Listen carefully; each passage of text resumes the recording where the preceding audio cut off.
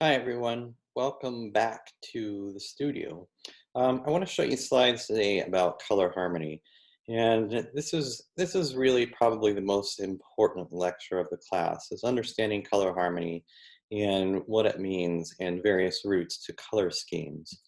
So I'm going to show you some slides, actually quite a few slides, and what I want you to do first is I want you to download the free app from Adobe called Adobe Capture. And you can get this on iPhone or Android, whichever. It's totally free. And there you can set up a free cloud account so you can share information between the different Adobe apps. And we'll use that later on when we do some of the assignments. Just some nice full saturation of violet in nature. So we've seen different ways that color has been put together or attempts at trying to make color link to each other. This is from the Renaissance, and you can see all of these interesting setups they've done. And so I want to talk about near harmonies first. And near harmonies would be something like a singlet. And that's a color paired with some of its tints or tones or shades, usually a very calm situation when you make a scheme out of a singlet. And so you can see here, we've got the full saturation red with a tint, a shade, and then a tone in the front. Here we see it on the white background, so we can see that contrast of value as well that we did with the black and white and color here on a black.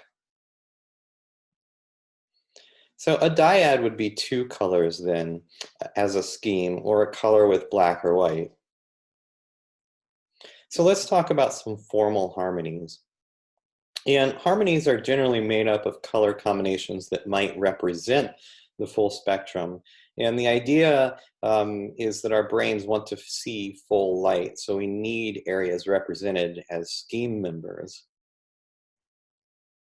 And so we can start to think of harmonies as colors that are representing legs of a chair. So stability is determined by the number of legs in the chair. So the most basic harmony of more than two colors is the analog. And this is a color and two of its neighbors. So this is a very calm mood. It's sort of like an expanded singlet. And so here you've got yellow and green, or yellow-green, and yellow-orange, those three that are right next to each other. So we can think of this as a three-legged chair or three-legged stool, and it's quite stable, generally very calm in mood again, and a very easy on the eyes color scheme. So they generally have then that main color right in the middle, and then the two neighbors, each pointing in opposite directions on the color wheel. They sort of lock in that main color and they stabilize it.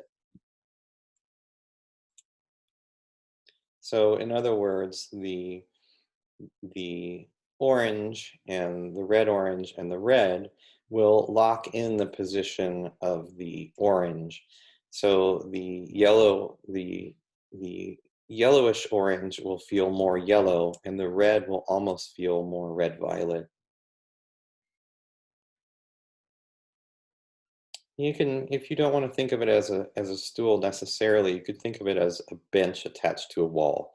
Very stable and easy place to sit your eyes. Here's an analog.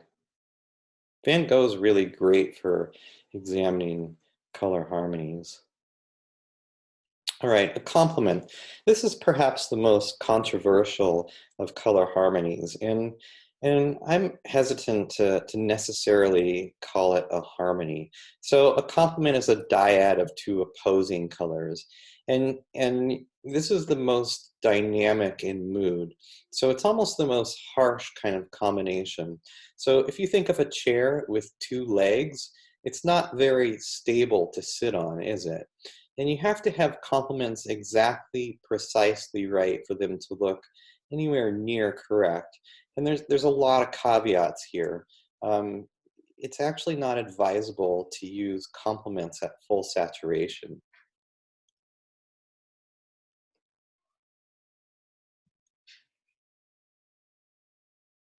They kind of work like repelling magnets. They're so opposite from each other on the color wheel. They're like the most opposite you can get on the color wheel. It's a straight line across, right?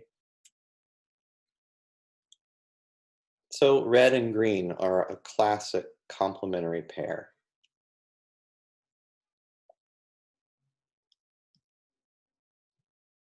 It also works for tints and tones and shades of the original hues. So I mentioned that the two harmonies at full saturation aren't a good idea because they're so opposite they can be jarring. But if we put complements and their tints and tones and shades together, that still works as a complementary system, but it's calmed down quite a bit.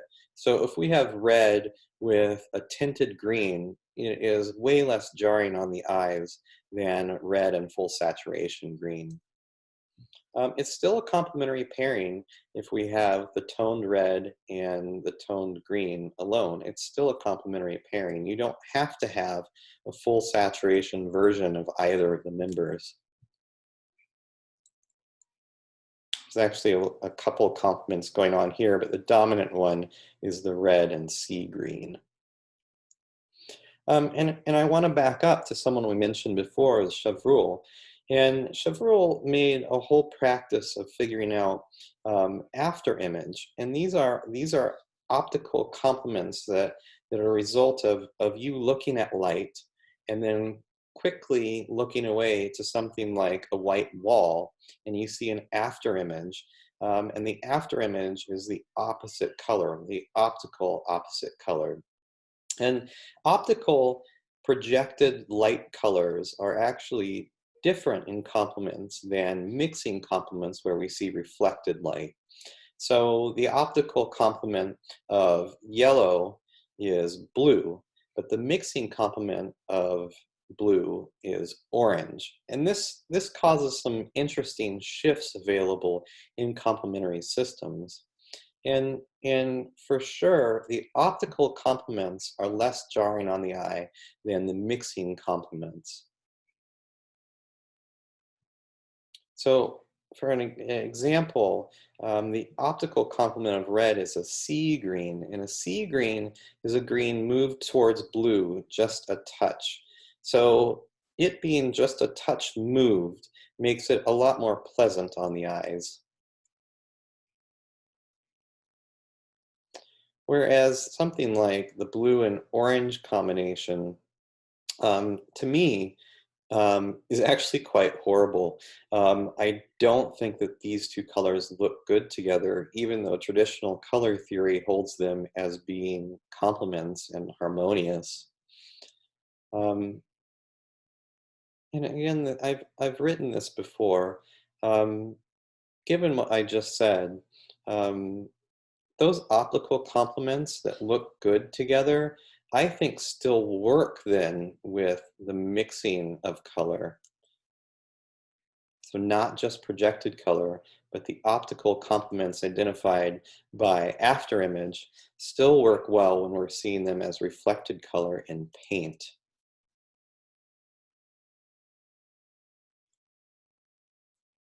So look at that excellent line there, that excellent iPad drawing line. And this is what I mentioned. Um, Complements are problematic. And so some people, and I'm coming around to this, consider complements to be actually a very strong form of clash. And again, I'll use that blue and orange example. These to me are horrible. This doesn't feel settled. It feels way too dynamic. It doesn't feel like a good pairing, even though traditionally this would be considered complements. If we shift them just a little bit visually, or tone them, or shade them, or tint them, like has happened here, they rest a lot more easily on the eyes.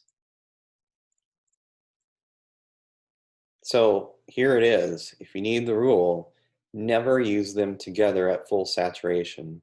Vary at least one of them. And so here we've got the red with a toned green.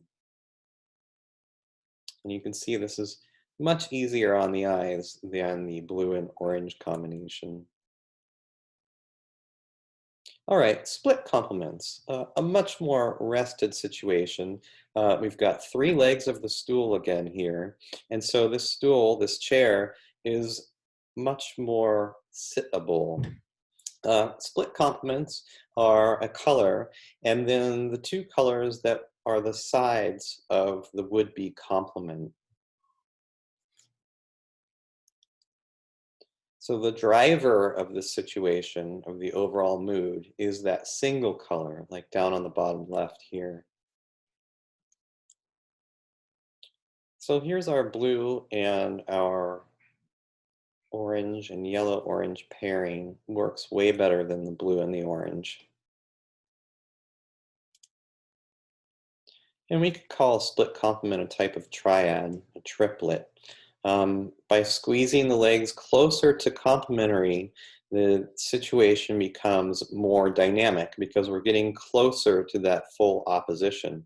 The further you spread the legs out to equidistant positions, the more stable the chair becomes. This is a great example of split complements, another Van Gogh painting. Look at that terrible drawing on there. The good lines in the back are one set of split complements. The iPad drawing lines are another set, shifted to the right a bit.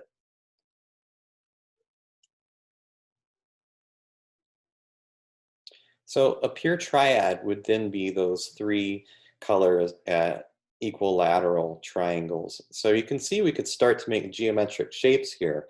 So instead of just lines, I could draw a triangle here from the outside points of the lines.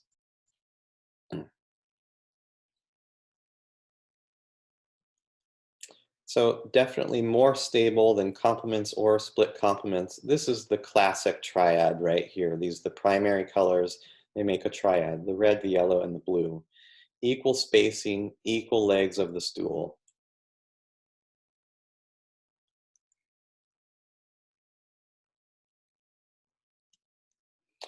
We move up to four legs, we get the tetrad or the quartet, so four colors. So the colors at the points of any square or rectangle. So here we've got a perfect square, and so everywhere that points at all the corners, those are the colors, the members of the scheme.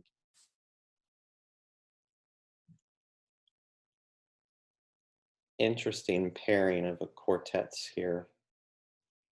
It's not a pairing, it's a quartet. We narrow that square in, we get more dynamism. So we've got a rectangle here. And again, here's that situation. The more dynamism is because this is being squeezed closer to oppositional, straight across the circle.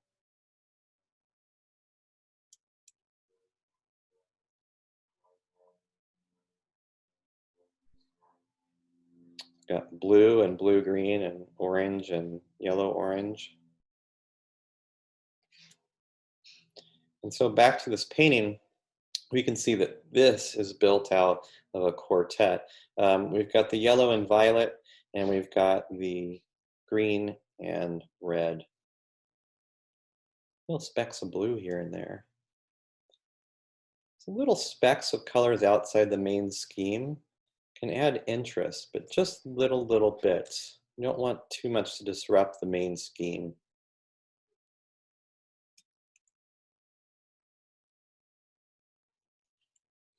So we've got some more advanced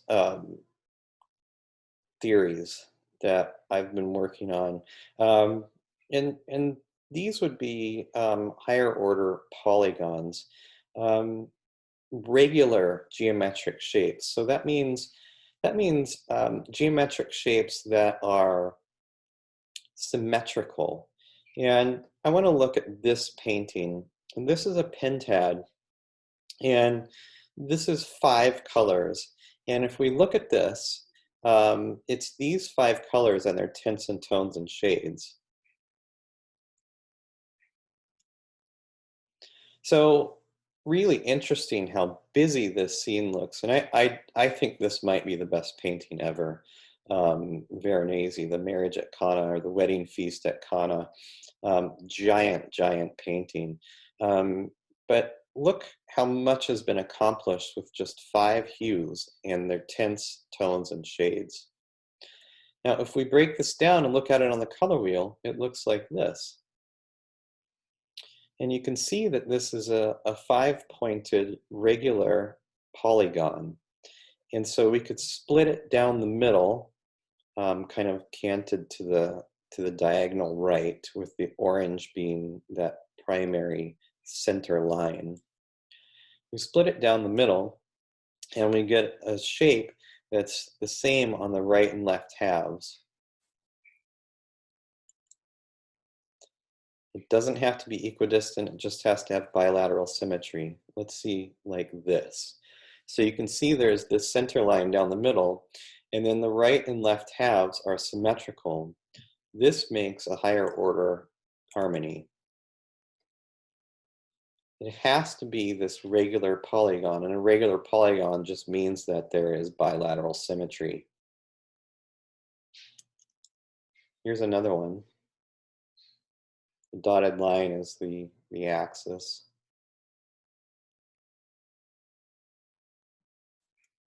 So here's a couple of my paintings mapped out, and I'll show you the harmony that I ended up using. And I don't start by picking a harmony and then using it. I start with colors that I want to use.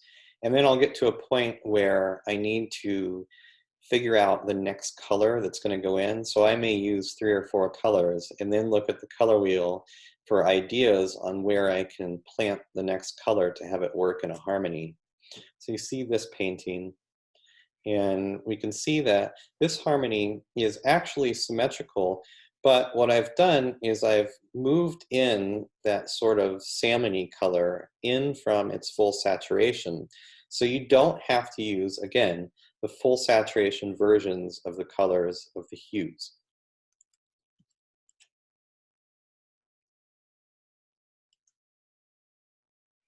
Another. See those left-hand colors of the polygon shape have been brought in towards the center.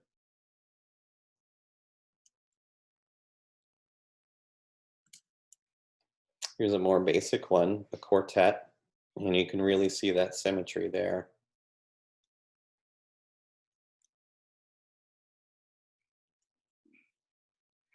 Good symmetry. So this is another idea, the broad analog.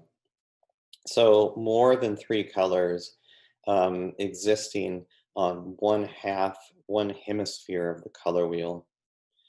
And you get interesting color combinations by working on this.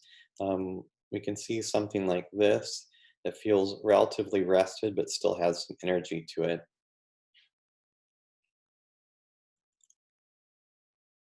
This is really great from my Instagram feed.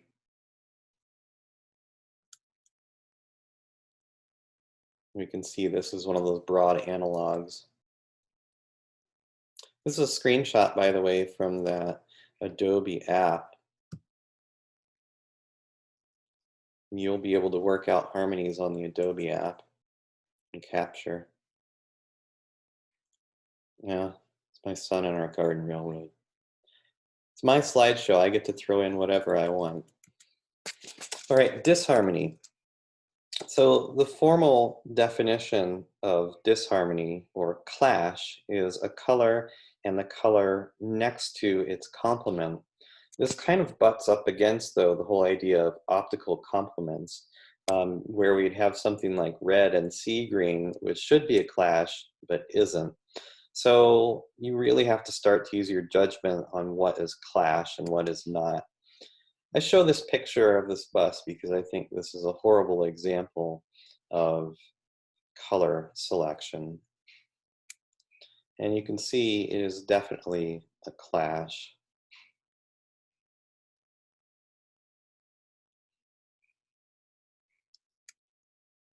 I show these photos because it's interesting. We see some selections that are harmonious, like these jerseys, which would be something like one of those symmetrical harmonies. And compare that to the bus that we saw before, whose colors probably most likely were to mimic the University of Washington's colors. And we can see that they're a full-on clash compared with what they should be.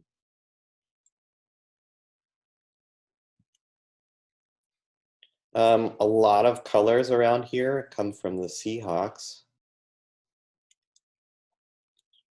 And these from the car wash are all over the place and don't represent the Seahawks. Um, Particularly look at the blue and green and how different that blue and green are from those official team colors. The blue especially, way different. Same thing happening with things like bus stops. And if you've lived anywhere else and then moved to an area, you really recognize how often the sports team's colors are mimicked around in the built environment. Look how different these are.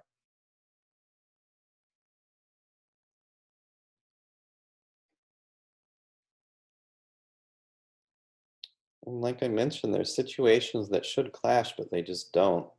And sort of a thing to mention is that clash can be moderated by tint, tone, and shade, just like complements can be moderated by tint, tone, and shade. So if you've got two hues that are definitely clashing and you tint, tone, or shade one of them, you can change it from a clash to a more rested situation. So there are some informal harmonies, and these are colors that are pairings of colors that aren't necessarily harmonies on the color wheel, but we would call them rested dyads. So these are colors that don't clash. They're not complements in any way, but they look good together. So these don't have any prescription for finding them. They are just colors that look together, and there are tons of them that do. So I don't want you to think that um, only colors that are in formal harmony situations on a color wheel will look good together. These aren't harmonious on a color wheel, but I think this bus looks a lot better than the last bus we saw.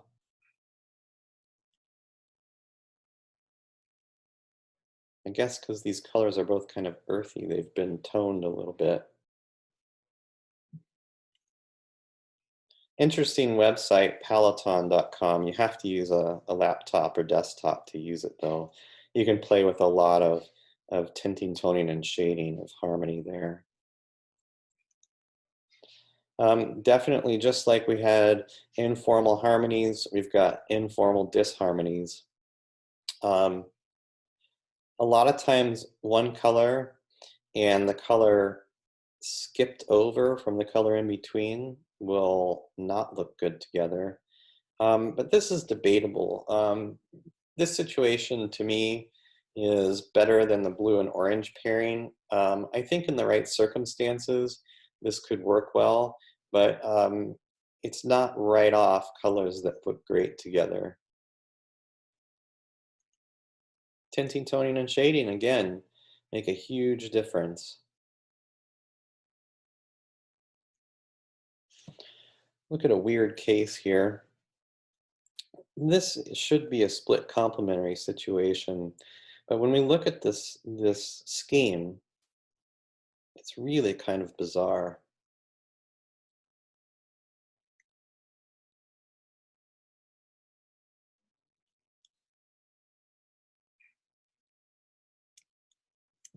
Okay, that's it. Next video, I'll start talking about the assignments coming off of the harmony lecture.